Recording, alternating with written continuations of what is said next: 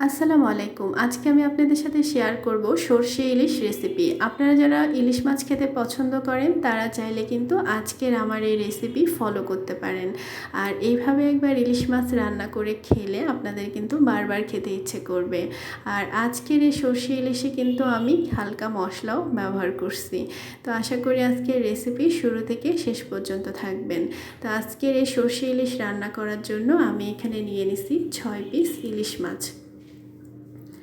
তো সরষে ইলিশ রান্না করার জন্য আমি প্রথমে যেটা করব, এখানে 1 টেবিল চামচ সাদা সরিষা নিয়ে নিছি 5টা কাজু বাদাম আর 2টা কাঁচামরিচ আর সামান্য লবণ দিয়ে এটা কিছুক্ষণ ভিজিয়ে রাখবো। তো সরিষা অনেক সময় তিতা হয়, এর জন্যই কিন্তু এখানে আমি কাজু বাদাম আর কাঁচামরিচটা দিয়ে এটা বেটে নেব, তাহলে কিন্তু আর তিতাটা থাকবে না। তো এখন আমি যেটা করব, একটা প্যানের মধ্যে এখানে 3টা পেঁয়াজ একটু মোটা করে কেটে নিছি আর 3টা কাঁচামরিচ দিয়ে এই পেঁয়াজটা আমি হালকা করে ভেজে নেব। তো আজকের এই সরষে ইলিশ রান্নায় আমি কিন্তু এই ভাজা পেঁয়াজটা বেটে ইউজ করব, এর কারণে এটার টেস্টটা কিন্তু অনেক বেড়ে যাবে। তো এই যে দেখেন আমার পেঁয়াজ ভাজাটা কমপ্লিট, আর এই সরিষা ভিজানোটা বাদাম সহ কাঁচামরিচ সহ এই যে আমি এটা শিলে বেটে নিছি। তো এখন চলে যাব মাছ রান্নার প্রসেসে। তো আমি এখন কড়াইতে পরিমাণ মতো সরিষার তেল দিয়ে দিলাম আর এখানে একটা পেঁয়াজ কুচি করে দিয়ে দিছি। তো পেঁয়াজটা কিছুক্ষণ আমি হালকা ভেজে নেব। তো পেঁয়াজটা ভাজা ভাজা হয়ে গেলে এখন আমি এখানে যে মশলাটা পেস্ট করে রাখছি এগুলো সব দিয়ে দেব। আর ওই বাটিটা ধুয়ে এখন আমি এখানে পানি দিয়ে দিলাম।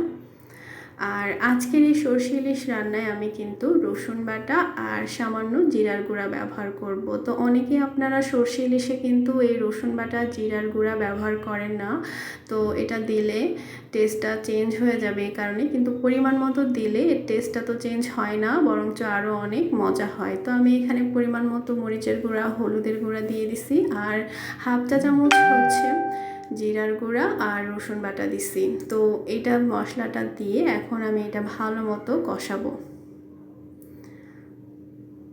তো এই যে দেখেন আমার মশলাটা কিন্তু খুব ভালো করে কষানো হয়ে গেছে আর আমি এখানে সামান্য চিনি ব্যবহার করছি আর এখন দিয়ে দিলাম পানি। তো সরিষায় কিন্তু তিতা হয়, তো তিতাটা না হয় যেন, এই জন্যই আমি এখানে কাজু বাদামটা ব্যবহার করছি আর হালকা চিনি দিছি। আর ঝালের ব্যালেন্সটা আপনারা আপনাদের অনুযায়ী পরিমাণ অনুযায়ী দিবেন। তো এখন পানি দেওয়ার পরে পানিটা যখন বলক উঠে যাবে তখন আমি এখানে ইলিশ মাছগুলো দিয়ে দেব। তো দিয়ে এখন যেটা করব, আমি ঢাকনা দিয়ে এটা কুক করব। তো এটা রান্না হইতে কিন্তু খুবই কম সময় লাগে, খুব তাড়াতাড়ি হয়ে যায়। তো এই যে দেখেন এখন এটা রান্নার প্রায় শেষ পর্যায়ে আমি এখানে 5-6টা কাঁচামরিচ দিয়ে দিছি। এটা দিলে আরও বেশি মজা লাগে আর এটা একটা সুন্দর ঘ্রাণ বের হয় কাঁচামরিচের। তো আমার রান্নাটা কিন্তু ইলিশ মাছ রান্নাটা কমপ্লিট। তো এই যে রেডি হয়ে গেল আমার মজাদার সরষে ইলিশ রেসিপি। তো আপনারা চাইলে কিন্তু আমার এই রেসিপি ফলো করে এইভাবে একবার ইলিশ মাছটা রান্না করে দেখতে পারেন, অনেক মজা হয় এভাবে খেতে। আর এটার গ্রেভিটাও কিন্তু দেখেন অনেক সুন্দর হয়েছে, একদম বেশি পাতলাও না আবার বেশি ঘনও না। তো এইরকম গ্রেভিতে এইভাবে সরষে ইলিশ একবার রান্না করে খেয়ে দেখেন, আশা করি ভালো লাগবে।